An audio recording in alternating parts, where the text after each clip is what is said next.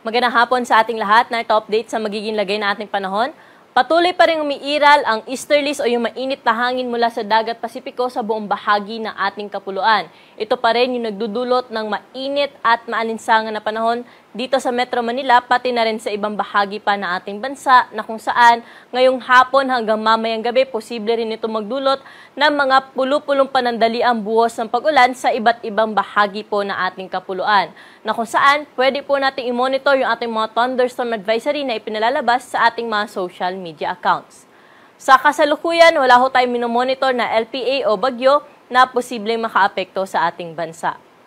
At para po sa magiging lagay na ating panahon bukas, dito sa Metro Manila, pati na rin po sa ibang bahagi pa ng Luzon, magiging maaliwalas po yung ating panahon bukas, bagamat magiging mainit sa umaga hanggang sa tanghali, pero sa hapon at gabi naman, posible pa rin yung mga panandaliang buhos ng pag-ulan. Kaya sa ating mga kababayan na lalabas po ng kanilang mga tahanan, ay huwag pa rin kalimutan magdala ng payong, panangganar po ito sa tindi ng init ng panahon, ganun din sa dagliang pag-ulan pagsapit ng hapon at gabi. Temperatura po natin bukas dito sa Metro Manila ay mula 27 hanggang 37 degrees Celsius. Sa Baguio City, 18 hanggang 27 degrees. Sa Lawag naman, 27 hanggang 34 degrees Celsius. Mainit naman bukas sa Tuguegarao, aabot sa 38 degrees Celsius ang pinakamataas na temperatura. Sa bahagi ng Tagaytay at sa Legazpi City, posible naman umabot sa 37 degrees Celsius o 33 degrees Celsius ang maximum temperature. Sa bahagi naman po ng Kalayaan at Puerto Princesa Island, 34 degrees ang maximum temperature bukas. At sa magiging lagay naman po ng ating panahon sa bahagi ng Visayas at Mindanao, wala rin ho tayo dyan inaasahan na malawakang mga pag-ulan, kaya magpapatuloy yung maaliwalas na panahon na kanilang naranasan, lalo na po sa umaga hanggang sa tanghali. Pero sa hapon, makakaranas na po sila ng mga pagkulimlim at posible rin po yung mga isolated na mga pag-ulan, dala nga po ito na easterlies at ng mga localized thunderstorm. Temperatura po natin bukas sa Iloilo ay mula 27 hanggang 37 degrees Celsius. Samantalang sa bahagi naman po ng Metro Cebu ay mula 28 hanggang 33 degrees Celsius. Sa bahagi naman ng Tacloban, aabot sa 32 degrees ang pinakamataas na temperatura bukas. Sa bahagi naman po ng Mindanao, partikular na sa Cagayan de Oro, 26 hanggang 33 degrees Celsius ang agwat ng temperatura bukas. Sa may Zamboanga at sa Metro Davao, may kainitan naman sa 34 degrees Celsius na maximum temperature.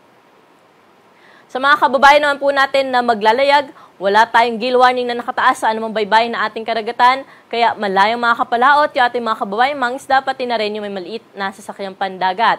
At generally, magiging banayad hanggang sa katamtaman lamang ang mga pag-alon sa buong bahagi ng ating karagatan.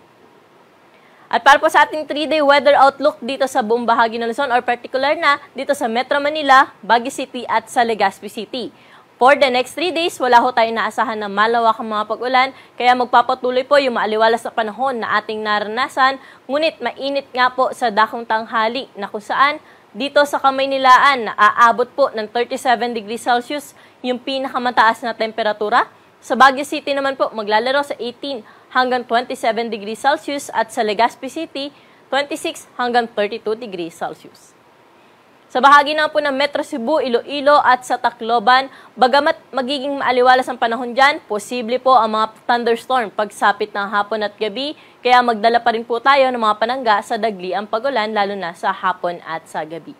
Sa Metro Cebu, mula 27 hanggang 33 degrees Celsius sa agwat ng temperatura. Sa bahagi naman ng Iloilo City ay mula 27 hanggang 33 degrees Celsius. Sa Tacloban naman, 26 hanggang 33 degrees Celsius din, yung inaasahan natin na magiging agwat ng temperatura hanggang Miyerkules.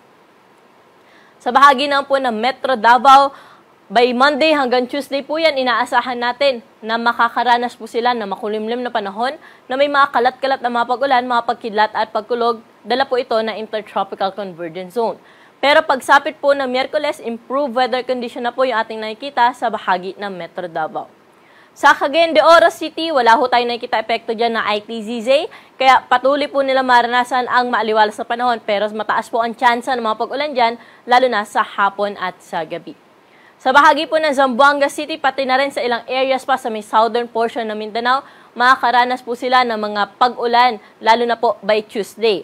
Ganon din nga sa may Zamboanga City na kung saan ang temperatura po ay maglalaro mula 25 hanggang 34 degrees Celsius.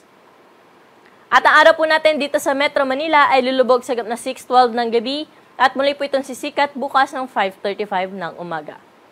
Para sa karagdagang impormasyon, mangyaring i-like at i-follow po kami sa aming social media account sa DOST_Pag-asa at bisitahin na aming website sa bagong.pag-asa.dost.gov.ph.